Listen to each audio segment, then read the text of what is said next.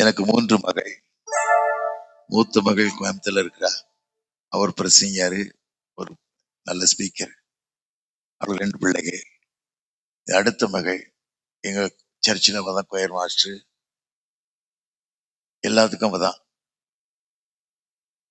அவங்க கணவர் ஒரு நல்ல ஊழியர், தீர்க்கதரிசியான ஊழியர். 2 பிள்ளைகள்.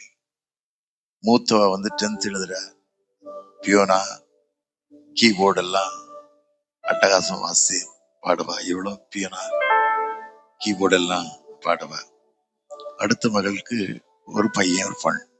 அவங்களும் நல்லா இருக்காங்க. ஒண்ணுமில்லாத வாழ்ந்த எனக்கு, ஒன்றுமே இல்லாம தரித்திரமா வாழ்ந்த எனக்கு, படிப்பறி இல்லாம வாழ்ந்த எனக்கு ஆண்டவருடைய கிருபையை தந்து வழிநடத்தி பாதுகாத்து கொண்ட கிருபையை நினைக்கும் போது இதுதான் சந்தோஷம். யோசுவா சொல்லுவான்ல, யோசுவா 24:15 வாசிக்கும் போது, நானே என் வீட்டார் வந்தால் கர்த்தரையே சேவிப்போம்பா. அதுதான் அன்பு. அன்பு தெய்வம் உண்மையுள்ளவர். அன்பு நிறைந்த இயேசுவே, நின் பாத சேவைய ஆசை. அன்பு நிறைந்த இயேசுவே, நின் பாத சேவைய ஆசை.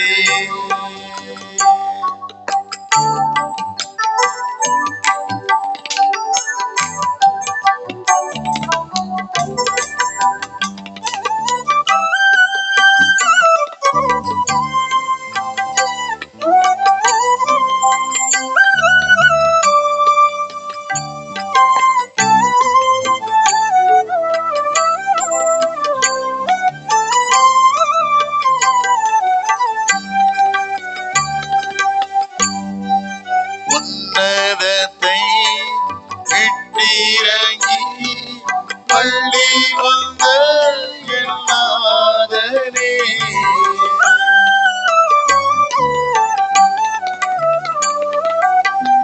உன்னதத்தை விட்டிறங்கி பள்ளி வந்த எல்லாதனே, நின்னடிமை நிக்கிருபை ஒன்று மாத்திரம் என் ஆசையே.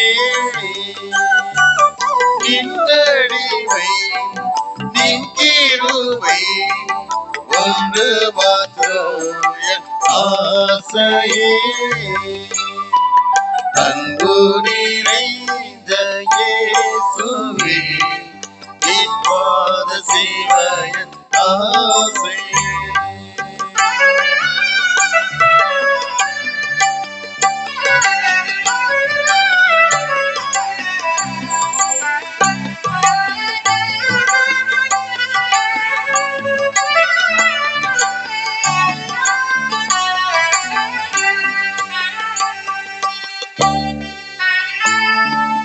பாவசேற்றில் மோசம் போன எல்லையும் தேடி வந்தீரே.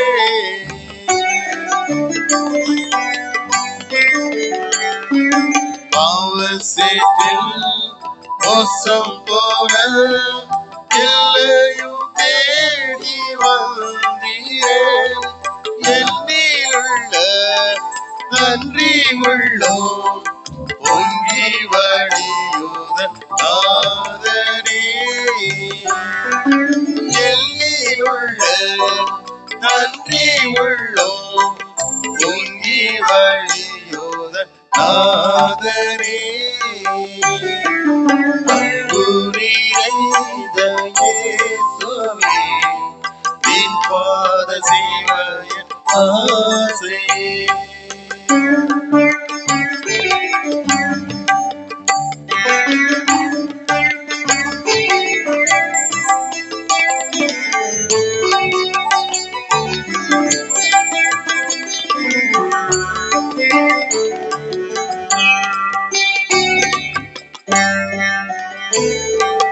என் மனதில் அந்த தங்கோ ஆயிவையோ நம்பிக்கையா.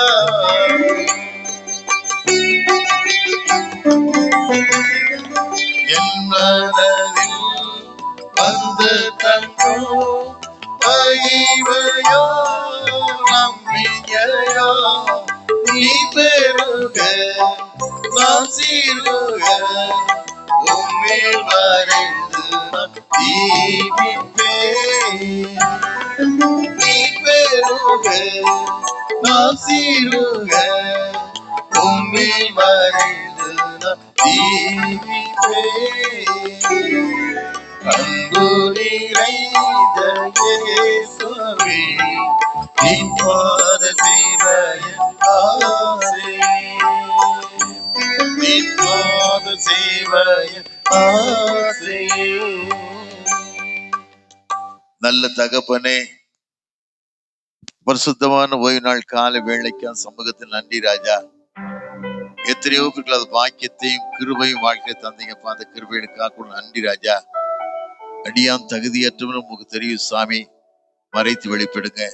திருச்சபைக்காக, ஆயரியாவுக்காக, உடன் ஊழியர்களுக்காக, திருச்சபை செக்ரட்டரி ஐயாவுக்காக, பொருளாளருக்காக, கமிட்டி அங்கத்தில் ஒவ்வொருக்காக, திருச்சபை பிள்ளைகளுக்கு வருகிறோம் சாமி. விசேஷமாய் திருச்சபை கொயருக்காக, கொயர் மாஸ்டருக்காக, இந்த பிள்ளைகள் எடுத்துக்கொண்ட எல்லா முயற்சிகளாக வர்றோம் சாமி. நாம மாத்திரம் மகிழ்ப்பட கிருபைத்தாங்க. அடியான மறைத்து வெளிப்படுங்க. இயேசுவின் நாமத்தில் ஜெயிக்க நல்ல பிதாவே, ஆமேன், ஆமேன்.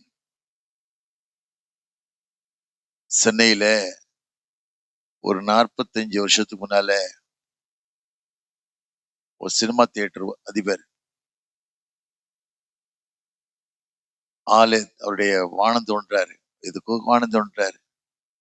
ஒரு புதையல் உள்ள இருக்குது. அவர் ஏற்கனவே 3 பிள்ளைகள் அவருக்கு. 4வது குழந்தை ஃபுல் டேம்ல இந்த மாதிரி இருக்காங்க. புதையல் தோண்டும் போது முறைப்படி காவு ஏதோ கொடுத்துட்டு நீங்க எடுக்கணும்னு சொல்லிட்டாங்களே. இவருக்கு அந்த புதையல் மேல பயங்கரமான ஆசை. அந்த பணத்துக்கு மேல எவ்வளவோ ஆசை.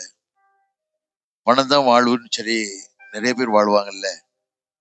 அதே போல அவருடைய முகத்துடைய காரியங்களை பார்த்த உடனே மனைவி சொல்லியிருக்கா, காவு கொடுக்கணும் ஐயான்னு கேட்டிருக்கா. ஆவா, என்ன வேணா கொடுத்துருங்க, புதையல் எடுத்துக்கங்க அப்படின்னு இந்த மாதிரி சொல்லிட்டாங்க. நிறமாத கற்பிணிய அப்படியே கொலை பண்ணி ரத்தத்தை சிந்தி அதை எடுத்துட்டார். எடுத்து சில மணித்துளி நேரத்துல புத்தி சுவாதீனம் இல்லாம அப்படியே பைத்தியம் ஆயிட்டார். பைத்தியம்னா உலகத்தவரான பைத்தியம் இல்ல, மனநல சரியில்லாம பாதிக்கப்பட்டார். நிம்மதிங்கதே இல்லை, நிம்மதி இல்லாம வாழ்க்கை. காய் வீசி கட்டி இல்லாம பண்ணிருக்கா. எவ்வளவு பார்த்தாரு, எவ்வளவு தர்மங்கள் பண்ணி பார்த்தாரு, எவ்வளவோ சில காரியங்கள் செய்தாரு. நிம்மதி இல்லை. இப்போ அவருடைய மூத்த மகனுக்கு அதே மாதிரி உடைய நிலைமை. திருவொற்றில தான் இருக்காங்க. வீட்டுல அவருக்கு ஒரு ரூம் கட்டி அமாவாசை அன்னைக்கு 3 நாளைக்கு முன்னாடி அவருக்கு படுக்க வச்சிருவாங்க.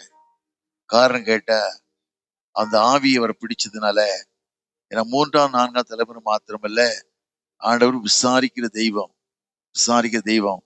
ரத்தத்தை கொடுத்து ஆண்டவருக்கு சித்தம் தான். ஆண்டவர் மாத்திரம்தான். அவர் தான் சொந்த ரத்தத்தை கொடுத்தார். விதத்துல வாசிக்கும் இல்ல, ரோமர் 8:32 வாசிக்கும் போது நம்முடைய சொந்த குமாரன் பாராமல் அவரையே நமக்கு ஒப்பு கொடுத்தவர், அவரை மற்ற எல்லாவற்றையும் நமக்கு ஒப்பு கொடுக்கிறது எப்படின்னு சொல்லி விதத்துல வாசிக்கல.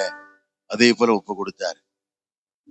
அந்த மூத்த மகனை அப்படி அந்த ரூம்ல சங்கிலி போட்டு கட்டிடுவாங்க 3 நாளைக்கு முன்னால. பெரிய பணக்காரங்க. பணம் இருந்து ஒண்ணும் பண்ண முடியாதுல்ல, பணம் வாழ வைக்காது இல்ல. எந்த பணமும் எந்த மனுஷன் வாழ வைக்க முடியாது. விதத்துல வாசிக்கும் இல்ல, நீதிமொழிகள் 10:22 வாசிக்கும் போது கர்த்தரின் ஆசீர்வாதமே ஐஸ்வர்யத்தை தரும், வேதனையை கூட்டார். ஒரு வேதனை இல்லாத வாழ்க்கை வேணும்னு சொன்ன ஆண்டோடைய அன்புதான்.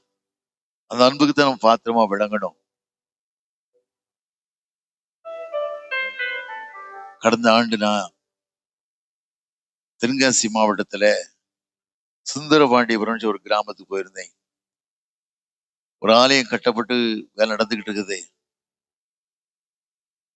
ஒரு 28 வயசு நிறைஞ்ச ஒரு அம்மா சாந்து, அதாவது சிமெண்ட் செங்கல் அள்ளிட்டு போறாங்க, மண் அள்ளிட்டு போறாங்க. திடீர்னு அந்த அம்மா பார்த்துட்டு நான் கூப்பிட்டேன். என்ன வந்தாங்க, என்னம்மான்னு கேட்டேன். உனக்கு உன் புருஷன் என்ன பண்றாருன்னு கேட்டேன். அவர் கல்யாணம் ஆயிருக்காது, ஆக தெரியாது, நமக்கு தெரியாது. ஏன்னா மனநிலையில தெரிஞ்சு உன் புருஷன் என்னம்மா பண்றான்னு கேட்டேன். அந்த அம்மா பதில் சொல்லல, அப்படியே போயிடுச்சு.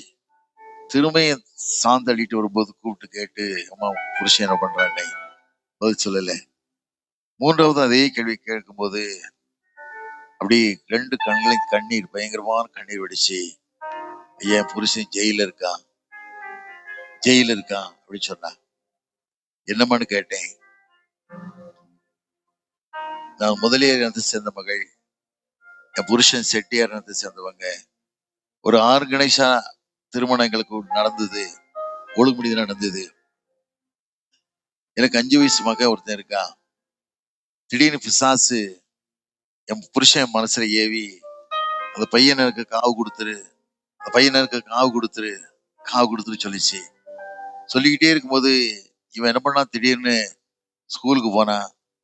அவங்க அம்மா கூப்பிட்டா அவசரமா சொல்லி ஸ்கூல்ல பெர்மிஷன் வாங்கிட்டு வந்து, பக்கத்துல இருக்க ஸ்கூல்ல ஒரு பக்கத்துல இருக்க கோயில்ல அருவா இருந்தது, எட்டி அப்படியே கழுத்து 2ஆ வெட்டி அப்படியே நரபலி கொடுத்துட்டாரு. கொடுத்து ஜெயில இருக்காரு ஐயா. ஜெயில இருக்காது. என்ன விடுதலை வரல. ரொம்ப வேதனை. ஆண்டவர் எதுக்கு மறிச்சாரு, எதுக்கு ரத்தம் சிந்தினாரு? தனியா மக்கள் அலையா ஓடிக்கிட்டு இருக்காங்க. கர்த்தர் எவ்வளவு பெரியவர் வாழ்க்கையில அறியாம தெரியாம தான் ஆண்டு சொன்னார், வலது கைக்கும் இடது கைக்கும் வித்தியாசம் தெரியாத 120,000 பேருக்காக நான் மனசாப்படாமல் சொல்லி ஒரு நினைவுப்பட்டவதற்காக புத்தி கெட்ட தீர்க்கதரிசி யோனாவின் மேல ஆண்டவர் கண்ணீர் விட்டு அழுதாரு. அது மாத்திரமல்ல, இந்திய தேசத்துல 148 கோடி ஜனங்கள் வாழ்ந்துகிட்டு இருக்காங்க, அதுக்கு மேலே வாழ்ந்துகிட்டு இருக்காங்க. அவங்களுக்கு யார் சுவிசேஷம் சொல்றது? ஒப்பு கொடுத்தீரையா உம்மையே எனக்காக, உலகின் ரட்சகரே, உன்னத பலியாக உள்ளையா, உன்னத பலியாக.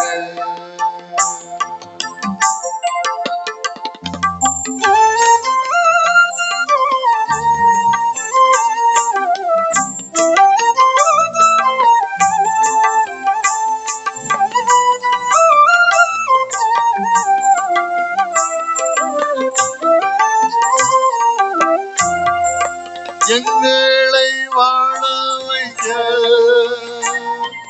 சிலுவையில் தொங்கினீ, எங்களை வாழ வைக்க சிலுவையில் தொங்கினீ,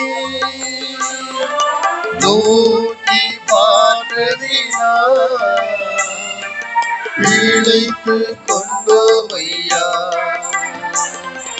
நோக்கி பார்த்ததினா இழைத்து கொண்டோமையா, ஒப்பு கொடுத்தீரையா உம்மையே எனக்காக, உலகின் ரட்சகரே, உன்னத பலியாக.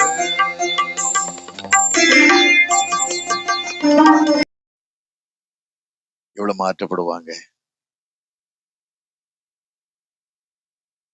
நம்ம வேத படத்தை வாசம் இல்ல, மத்தேயு 15 வாசிக்கும் போது ஒரு சிறுமினிக்கா ஸ்ரீ, அந்நிய ஸ்ரீ, தன் மகளுக்கு கொடூரமான நோய் பாதிக்கப்பட்டிருக்கா. ஆண்டவர் பார்க்க வர, பார்க்க முடியல, பயங்கரமான கூட்டம், பார்க்க முடியல, எவ்வளவோ நெருக்குறாங்க, அப்படியே நிக்கிறா, அப்படியே நின்று ஆண்டவர் பார்த்துட்டே இருக்கா. இப்படியாவது வேதத்தில் வாசிக்கும் இல்ல, சங்கீதம் 34:5 வாசி பார்த்தோம்னா, அவர் நோக்கி பார்த்த முகங்கள் பிரகாசம் அடைந்தன, வெட்கப்பட்டு போனதில்ல, இல்ல அப்படியே காத்துக்கிட்டே இருக்கா. எல்லாரும் சொல்றாங்க, ஐயா பெண்ணு எவ்வளவு நேரமோ நிக்காளே, என்னையா பண்ணு கேட்கும் போது அமைதியா இருக்காரு. அமைதியா இருக்காரு. வீണ്ടുம் கேட்காங்க. அப்ப ஒரு வார்த்தை சொல்றாரு, பிள்ளைகளின் அப்பத்தை எடுத்து நாய்க்குட்டிக்கு போட முடியாது சொல்றாரு. நாய்க்குட்டிக்கு போட முடியாது சொன்ன உடனே அவளுக்கு ரொம்ப ரொம்ப ரொம்ப தூரம் வேதனை. அவ சொல்ற, ஐயா மேசிருந்து துணுக்கையில நாய்க்குட்டி தின்னுமே, மேசிருந்து திணுக்கல நாய்க்குட்டி தின்னுமேன்னு சொன்ன உடனே அவளை விசுவாசத்தை ஆண்டவர் பார்க்காரு. விசுவாசத்தை பார்க்காரு. உலகத்துல எத்தனையோ விதமான காரியத்தை இருக்கலாம், பல கஷ்டங்கள் இருக்கலாம், பல வேதனை இருக்கலாம். ஆண்டவர் கைவிட்டாரோ, நம்மளை விட்டுட்டு போயிட்டாரோ, ஒரு நாளும் உங்களோட மறக்கவே மாட்டார். வேதத்துல வாசிக்கம் இல்ல, ஏசாயா 48:15 வாசிக்கும் போது, சிறியானும் கற்பத்தையும் பாலகனையும் மறப்பாளோ, அவளை நான் உன்னை மறக்க மாட்டேன், உன்னை நான் உள்ளங்கையில வரைஞ்சிருச்சுனார்ல. அது போல நெடுஞ்சங்கடையா ஆண்டவர் மேல பாரத்தை வச்சு வாழ்ந்ததுனாலதான் வாழ்க்கை ஆஸ்வதிக்கப்பட்டது. இன்னைக்கு எப்படி வாழ்ந்துகிட்டு இருக்கோமா? சிலுவை காட்சியை பார்க்கக்கூடிய மக்களும் வாழ்றோமா? கடவுள் சாட்சிகளும் வாழ்க்கை வாழ்றோமா? இந்த சிரோனிக்க சரி சோறாம ஆண்டோட பாதத்தை எவ்வளவா ஆண்டவரும் தருவார். அந்த நம்பிக்கை வாழ்க்கையில எல்லாருக்கும் வேணும். கருத்தை தருவார், நிச்சயமா தருவார். அவர் கைவிடவே மாட்டார். உலகத்தை எல்லாம் கைவிட்டு போவோம், ஆனா ஆண்டவர் மாத்திரம் ஒரு நாள் கைவிடவே மாட்டார். அதுதான் வந்து சிலுவைக்கு போனார். அத்தனை ஆண்டுகளை ஏன் பட்டார்? 39 அடிகள் அடிக்கப்பட்டு முதுகெல்லாம் உளப்பட்ட நிலம் போல அவர் முதுகெல்லாம் நிலப்பட்ட நிலம் போல மாறிச்சு. அது மாத்திரமில்ல, கொடூரமான முள்கள், 26 வகையான கொடூரமான முள்கள், உலகத்திலே விஷம் நிறைந்த பினாக்கிஸ்ட் ஒரு முள்ளெல்லாம் சரையில் அடிச்சாங்க. அத்தனை பாடலை ஏற்றுக்கின்றார். நான் நீதிமானம் மாறணுங்கிறதுக்காக தான், நான் சுத்தமான வாழ்க்கை விடுதலை பெற வேணுங்கிறதுக்காக தான், உண்மையான வாழ்க்கை வேணுங்கிறதுக்கு தான் ஆண்டவர் இத்தனை பாடல்கள் பட்டார். ஏன்னா வேதத்துல வாசிக்கிறோம், நீதிமொழிகள் 28:20 வாசிக்கும் போது, உண்மையுள்ள மனுஷன் பரிவனும் ஆசுவத்தை பெறுவான், ஐஸ்வர்யவான தீவிக்கிறவனும் ஆக்கிரகித்தப்பான். இன்னைக்கு பணத்துக்கு மனுஷன் என்னெல்லாமோ பண்றான், என்னெல்லாமோ தப்பு பண்றான், என்னெல்லாமோ செய்யறான். ஆனா ஒரு பணம் நீ ஒரு நாள் நிக்காது. ஒரு எத்தனையோ தலைவர்களை பார்த்திருக்கோம், எத்தனையோ விதமான காரியங்களை பார்த்திருக்கோம். எந்த பணம் ஒருத்தர் நிக்காது. 2 காசு ஆசைப்பட்டான் கேயாசி. விதத்துல வாசிக்கும் இல்ல, 2 ராஜ்யங்கள் 5ஆம் வாசிக்கும் போது, சீரிய நாட்டு ராணுவ தளபதி நாகமான் குஷ்ரோகம் நிறைஞ்ச மனுஷனா வாழ்ந்துகிட்டு இருக்கா. வீட்டுல இஸ்ரவேல் தேசத்துல ஒரு அடிமை பெண்ணை கொண்டு வந்திருக்காங்க. இஸ்ரேல் அடிமை பெண்ண வேலைக்காரியா வாழ்ந்துக்கிற சின்ன பிள்ளை. அவளுக்கு தாகம், அவளுக்கு ஒரு ஆண்டோட பேர்ல ஒரு மேல ஆசை, தாகத்தோட வாழ்ந்துகிட்டு இருக்க. ஆண்டு சொன்னார்ல, வேதத்துல வாசிக்கும் போது, எசேக்கியேல் 22:30 வாசிக்கும் போது, அந்த தேசத்தை அழிக்காதபடிக்கு திறப்புல நிற்கவும் சுவரை அடக்குத மனுஷனை தேடினேன், ஒருவனையும் காணன்னு சொன்னார்ல. திறப்புனைக்கூடிய மகளா அங்க இருந்தல்ல. நான் எஜமான்ட்ட சொன்னல, ஐயா அம்மா என் எஜமான் இஸ்ரேல் தேசத்துக்கு போவாருன்னா அங்க ஒரு தீர்க்கதரிசி இருக்காரு, இவர் சரீரத்துல இருக்க குஷ்ரோகத்துல ஆண்டவர் மாத்தி விட்டுருவான்னு சொன்னார்ல. அவ புருஷன் சொல்றா, புருஷன் ராஜாட சொல்றான், ராஜா நல்லது போலான்னு சொல்லி இஸ்ரேல் ராஜாவுக்கு லெட்டர் கொடுக்குறான், என் மனுஷனை அனுப்புறேன், ராணுவத்தலை அனுப்புறேன், அவனை குஷ்ரோகத்தை நீக்கி அனுப்புன்னு சொல்றான். இந்த வார்த்தையை, இந்த லெட்டரை மாத்த உடனே அப்படியே இஸ்ரேல் ராஜா சட்டையெல்லாம் கிழிச்சுக்கிறான். சட்டையெல்லாம் கிழிச்சுக்கிட்டு, யார் குஷ்ரோகத்தை விடுதலை பண்ண முடியும்? என் கூட சண்டை போடுறதுக்கு ஆயத்தமாயிட்டான், எனக்கு போருக்கு வர்றதுக்கு ஆயத்தமாயிட்டு, எனக்கு வம்புக்கு விலை பேசுறான் அப்படின்னு சொல்லி வேதனைப்படுறான். இந்த சத்தம் அங்க கேக்குது, சமரியால இருக்க தீர்க்கதரிசி காதுக்கு போகுது. அவன் சொல்றான், இங்க அனுப்பு, இஸ்ரவேல் தீர்க்கதரிசி ஒருத்தர் உண்டு என்பதை அறிந்து கொள்ளட்டுங்க, அறிந்து கொள்ளட்டுங்க, அறிந்து கொள்ளட்டும் சொன்னது மாத்திரமல்ல, அவ பெரிய தீர்க்கதரிசில. வேதத்துல வாசிக்கும் போது 2 ராஜாக்கள் 4:9 வாசித்து பாத்தீங்கன்னா, ஒரு சிறுமியால் சொல்லுவல்ல, இவ பரிசுத்தமான காண்றேன், பரிசுத்தமான புருஷன் சொல்றல்ல, பரிசுத்தமான காண்றேன், எப்போனா வீட்டுல தங்கட்டும், மேலறையை உருவாக்குவோம், நாற்காலி வைப்போம், குத்துலக வைப்போம், எப்போ ஒரு கட்டில போடுவோம் வரணும்னு சொன்னால. காரணம், அப்படிப்பட்ட ஒரு பரிசுத்தமான தீர்க்கதரிசி, தேவனோட வாழக்கூடிய மனுஷன், சாட்சியுள்ள மனுஷனா வாழ்ந்தார்ல, கடவுளுக்கு மகிமையுள்ள மனுஷனா வாழ்ந்தார்ல. வார்த்தையை கேட்டவங்க அனுப்புறான். தீர்க்கதரிசி அவனை பார்க்கவே இல்லை. அவன் இப்படி நிக்கிறான், அவன் ரதத்தோடு இறங்குறான் அந்த வாசல் கிட்ட, ஒரே கை காட்டுறான். கை காட்டி யோர்தான்ல போய் 7 தடவை முழுக சொல்லிட்டாங்க. ஒரே வார்த்தை, 7 தடவை முழுக சொல்றேங்க. இந்த வார்த்தையை கேட்ட உடனே அவனுக்கு ரொம்ப வேதனை. என் நாட்டுல உள்ள தருபார் நதியோட பெருசா, நான் எவ்வளவு பெரிய ஆளு தெரியுமா? என் மனுஷன் பெருமைதான், நான் எவ்வளவு பெரிய ஆளு, நான் எவ்வளவு படிச்சிருக்கேன், எப்படிப்பட்ட மனுஷனா வாழன்னு சொல்லி மனுஷன் படிப்பை குறிச்சு அநேக காரியங்கள் கொடுத்து வசதி கொடுத்து பண காரியங்களை குறித்து ரொம்ப பெருமை பாராட்டுறான். ஆண்டவர் ஒரு நாளும் நோய் கட மாட்டார். பெருமளவுக்கு தேவன் எதிர்த்து நிற்கிறார். தாழ்மைக்கோ கிருபை அளிக்கிறார். நீ தாழ்ந்து வாழ்ந்து பாருங்க. பெருமை இல்லாம கொஞ்சம் கொஞ்சம் தாழ்ந்து போய் பாருங்க. நாங்க 4 பிரதர்ஸ். இப்ப எங்க வீட்டுல ஒரே மாதிரி தான் இருக்கோம். எங்க வீட்டுல 150 பேர் சாப்பிடுறோம் நேரத்துக்கு. 13 14 பேர் வேலை செய்யறவங்க இருக்க வீட்டுல லேடிஸ். ஒரே கிச்சன் தான். மனசவங்களை வரும். ஒரு முறை என் மூத்த அண்ணன் இப்பதான் தவறிட்டாங்க. அடுத்த அண்ணன் தவறிட்டாங்க. எனக்கு 75 வயசு. சென்னைக்கு வந்து 57 வருஷம் ஆச்சு. என் அண்ணனுக்கு போட்ட கோட்டை தாண்டவே மாட்டேன். யாரு கேட்டா, யார் முகத்தையும் பார்த்தாலும் அவர் உடனே சொல்லுவார், இவடுங்க அப்படிப்பட்டவங்க, இப்படித்தான் பழகணும், இப்படித்தான் போகணும்னு சொல்லுவார். வெளியே எங்க போனாலும் சொல்லாம போகவே முடியாது. ரூமை விட்டு வெளியே வந்தாலும் எங்கடே போறேன்னு கேட்பார். பதில் சொல்லணும். அப்படி ஒரு கட்டுக்கோப்பு கண்ட்ரோல் வளர்க்கப்பட்டோம். ஒரு முறை மனசாமம் ஏற்பட்டுச்சு. கொஞ்சம் கொடூரமான முறையில அவர் பேசிட்டேன். கொடூரமான முறையில வாய் தவறி பேசிட்டேன்.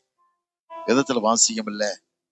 பலிபடத்துல காணிக்கை செலுத்த வரும்போது சகோதர பேர் குறை உண்டு காண்பாயானா பலிபடத்துல காணிக்கை வச்சுட்டு சகோதரன் ஒப்புரவாகி காணிக்கை செலுத்தின விதத்துல வாசிக்கும். ஏன்னா கண்ணு முதல்ல எனக்கு சகோதரன் நேசியாதவன் கடவுள் எங்கேயே இருக்காரு, அவரை எப்படி நேசிக்க முடியும், எப்படி நேசிக்க முடியும் சொல்றாரு. இந்த வார்த்தை என்கிட்ட வெளியே வந்து படுத்துட்டேன். வீட்டுல மேல படுத்துட்டு எங்க மேல அண்ணரும் கீழே எங்க ரூம் ஃபர்ஸ்ட் ஃப்ளோர் மாடியில 12 மணிக்கு நான் எழும்புறேன்.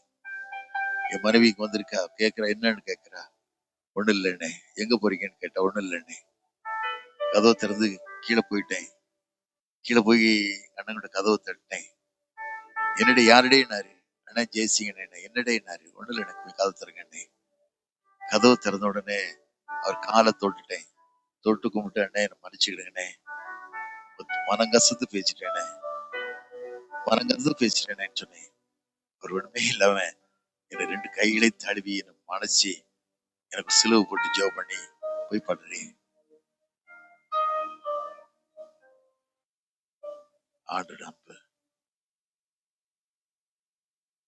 மனதுருகும் தெய்வமே ஏசையா,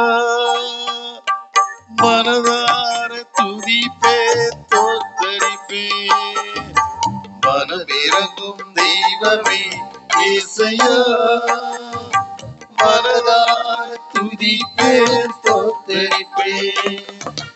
நல்லவர் சர்வ வல்லவர், நீ நல்லவர் சர்வ வல்லவர். இயக்கத்திற்கு முடிவே இல்லை, அன்பிற்கு அளவே இல்லை. இயக்கத்திற்கு முடிவே இல்லை, அன்பிற்கு அளவே இல்லை. அவை காலை தோறும் புதிதாயிருக்கும், அவை காலை தோறும் புதிதாயிருக்கும். மனதிறங்கும் தெய்வமே ஏசையா, மனதார துதிப்பே தோத்தரிப்பே. மனதார துதிப்பே தோத்தரிப்பே.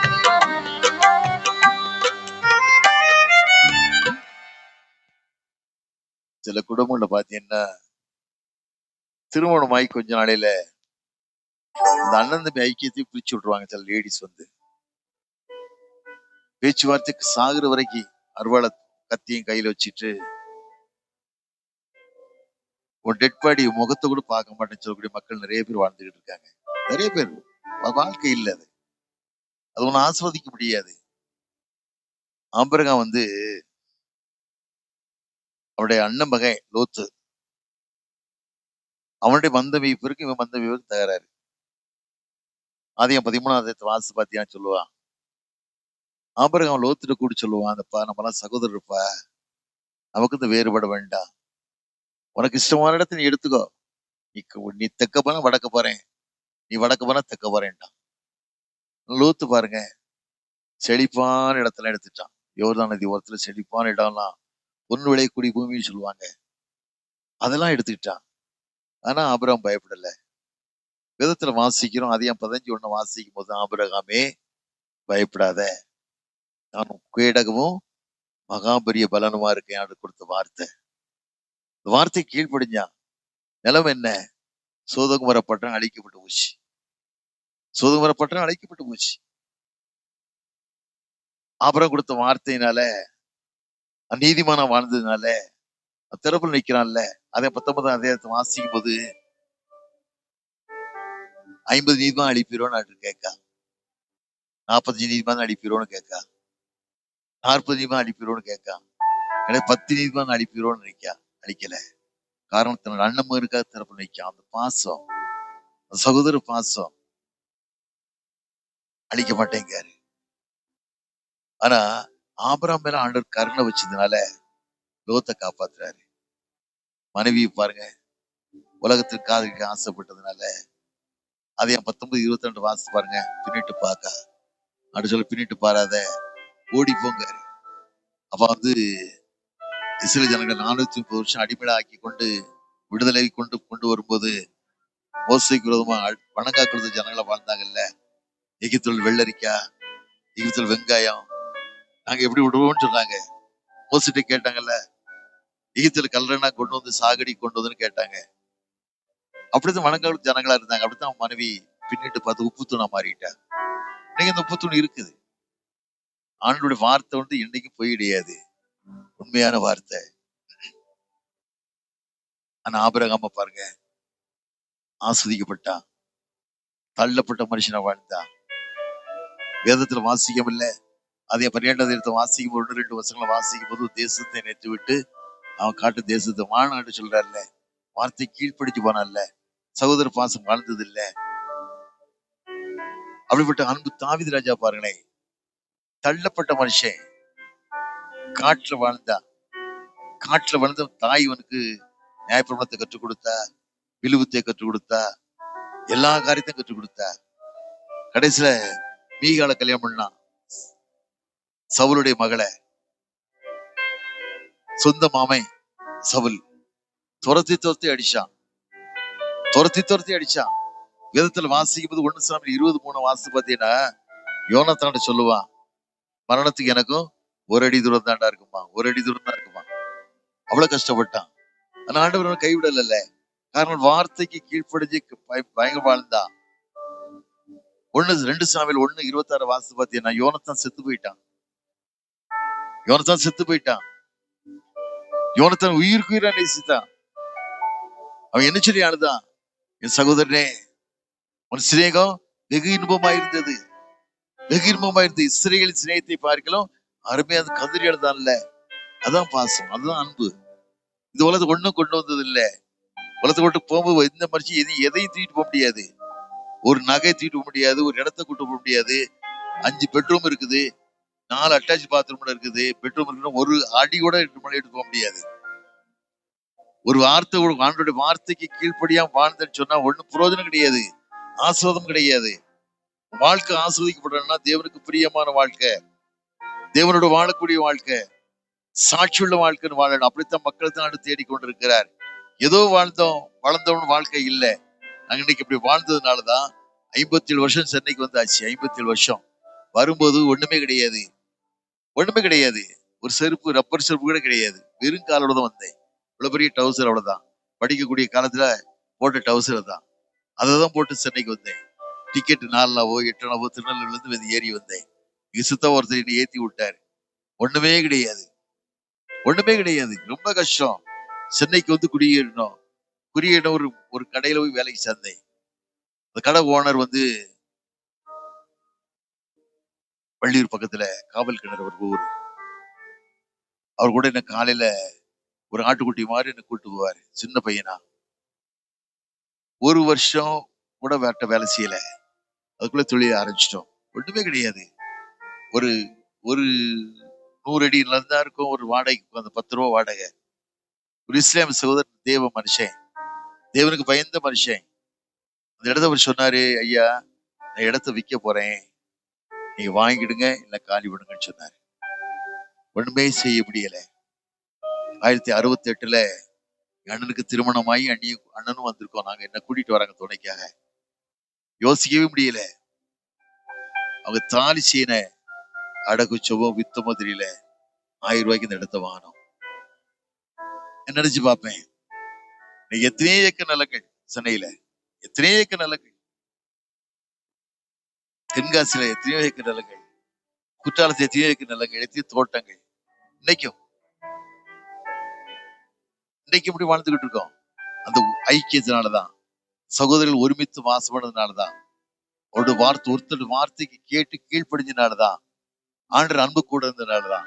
ஆண்டவர் வாக்கு கொடுத்தாருல்ல, யாக்கோபுக்கு என்ன வாக்கு கொடுத்தாரு? வேதத்துல வாசிக்கம் இல்ல, அதே 28:15 வாசித்து பார்த்தீங்கன்னா, உன்னோடு கூட இருந்து போக விடவெல்லாம் காத்து இந்த தேசத்துக்கு உனக்கு திரும்பி வர பண்ணுவேன், நான் உனக்கு சொன்னதை செய்ய விடவும் உனக்கு கைவிட மாட்டேன் ஆண்டவர் வாக்கு கொடுத்தாருல. அந்த வாக்கை யாக்கோ பிடிச்சுக்கிட்டான்ல, பிடிச்சு என்ன கேட்டான்? 28:20 என்ன சொன்னான்? ஆண்டவரே நீ என்னோடு கூட இருந்து போக விடவெல்லாம் காத்து என் தகப்பன் தேசம் திரும்பி வர பண்ணுவேனா, என் சம்பாத்தியம் தசமத்தை கொடுக்கேன்னா. எதுக்கும் சோர்ந்து போகாதீங்க, யாரு குறிச்சும் கவலைப்படாதீங்க. ஆண்டவர் மாத்திரம் பாருங்க, அவர்தான் வழி, அவர்தான் வழி. வேதத்துல வாசிக்கும் இல்ல, நானே வழி, நானே சத்தியம், நானே ஜீவன். ஆண்டவர் தான் வழி எடுத்த முடியும். பணம் பாதுகாக்காது, வட்டிக்கு யார்ட்டையும் வாங்காதீங்க. விதத்துல வாசிக்கும் இல்ல, இன்னைக்கு நேபர் கந்து வட்டினால வாங்கி சீரழித குடும்பங்களை பாக்குறோம். எத்தனையோ குடும்பங்கள் வட்டினால. அவனுடைய வார்த்தையை பிடிங்க. 28 அதிகாரத்தை வாசிக்கும் 1-16 சொல்றாருல்ல, நீ அநேகம் பேர் கடன் கொடுப்பாய், நீ கடன் வாங்க மாட்டாய். வார்த்தை எங்கன்னு கேளுங்க, அது கேளுங்க. எலியா பருவத்துக்கு எடுத்துக்கொள்ள போடுறான். எடுத்துக்கொள்ள போட்ட உடனே எலிசா கதறான். எலிசா கதறாரு, என் தகப்பனே இஸ்ரவேலுக்கு ரதமும் குதிரையுமா இருந்தவரேன்னு சொல்லி கதறான். 2 ராஜாக்கள் 2 அதிகாரத்தை வாசிக்கும் போது கடைசி கதறி அழுறான். கதறி அழி எலியா மேல உள்ள சால்வை கீழே விழுது. சால்வை இப்படி எடுக்கிறான். எடுத்துட்டு யோர்தானுக்கு வாரான். நதி ஓடிக்கிட்டு இருக்குது. ஒரு வார்த்தை மாத்திரம் சொல்றான். சால்வை இப்படி திருக்கிறான், திருக்கி சுருட்டுறான். சுருட்டி எலியாவின் தேவன் எங்கே, எலியாவின் தேவன் எங்கே, ஒரே வார்த்தை சொல்றான். 2 ஆண்டவர் புரியுதா? அதே மாதிரி குழந்தை குடம் சரியில்லையா, கவலைப்படாதீங்க. உங்க கரங்களை குழந்தை மேல வைங்க, குழந்தை தலை மேல வைங்க. ஆண்டவரே சிறுவனிக்கு விடுதலை கொடுத்தீங்க சாமி, ஒவ்வொரு மக்களுக்கும் விடுதலை கொடுக்கீங்களே, என் குழந்தைக்கு நீங்க தான் விடுதலை கொடுக்க முடியும். கரங்கணத்து கேளுங்க. ஹார்ட் அட்டாக்ல வீட்டுல கஷ்டப்படுறாங்களே, கரங்களை விட்டு இருதயத்துல வைங்க. இசைக்கிய ராஜா கதறி எழுதான்ல, இசைக்கியா தாவீதுக்கு பிறகு வந்து உண்மையான ராஜா வாழ்ந்தான். இசையத்துக்கு சொல்றான்ல, வீட்டுக்காரியத்தை ஒழுங்குபடுத்தடா, நீ மறிக்க போறேன்னு சொல்றான். என்ன சொல்லி கதறி எழுதான்? ஓக்கா இப்படி செஞ்சனே அப்படி செஞ்சேன்னு சொல்லி கதறி எழுறான். அந்த வார்த்தையாண்டு கேட்காருல. 2 ராஜாக்கள் 25 உன் கண்ணீரை கண்டேன், விண்ணப்பத்தை கேட்டேன், உன் ஆயுசு நாட்களை 15 வருஷம் கூட்டி கொடுப்பேன்ல, 15 வருஷம் கூட்டி கொடுப்பேன்ல. பொய் சொல்ல மனிதன் அல்ல, மனமாற ஒரு மனப்பத்தனம் அல்ல, சொல்லியும் செய்யாதிருப்பாரோ நிச்சயமா குடும்பத்தை ஆஸ்வதிப்பாரு. சாபங்கள் எல்லாம் எடுத்து விடுவாரு, கடன்கள் எல்லாம் மன்னிச்சிருவாரு, கடன்கள் எல்லாம் மன்னிப்பாரு. இருதயம் கடவுளுக்கு மாத்திரம் உண்மையா வரட்டும். தேவ சமூகத்துக்கு கண்ணீரோட கேளுங்க, தேவசமம் கண்ணீரோட கேளுங்க. ஆண்டவர் ஆசீர்வதிப்பார். தலையில தாழ்த்தி ஜெபம். நல்ல தகப்பனே, கால வேளைக்கா சமூகத்தின் நன்றி ராஜா. ஒவ்வொரு குடும்பங்கள் ஆஸ்வதிக்கப்பட கிருபை தாங்க. ஒவ்வொரு குடும்பங்கள் தரித்திரங்கள் மாறட்டும் அவையா, கடன் பிரச்சனைகள் மாறட்டும். நீ அனைவரும் கடன் கொடுப்பாய், நீ கடன் வாங்க மாட்டாய் சொன்ன வாக்குத்தத்தை நிறைவேற கிருபை தாங்க. எல்லா குடும்ப சர்ம நோய்கள் இருந்தாலும் எடுத்து போடுங்கப்பா. குடும்பங்கள் சந்தோஷிக்க, ஆஸ்வதிக்கப்பட்ட குடும்பமா இருக்க கிருபை தாங்க. ஆயரை பலப்படுத்துங்க, விசேஷித்த கரண்ட் வழி நடத்துங்க. சகாய ஆயர்மார், choir master, committee members, secretary, treasurer ஒவ்வொருவரையும் ஆஸ்வதிங்க. கரம் கொடுக்கட்டும். இயேசுவின் நாமத்தில் ஜெயிக்கிறோம் நல்ல பிதாவே. ஆமென். ஹல்லேலூயா.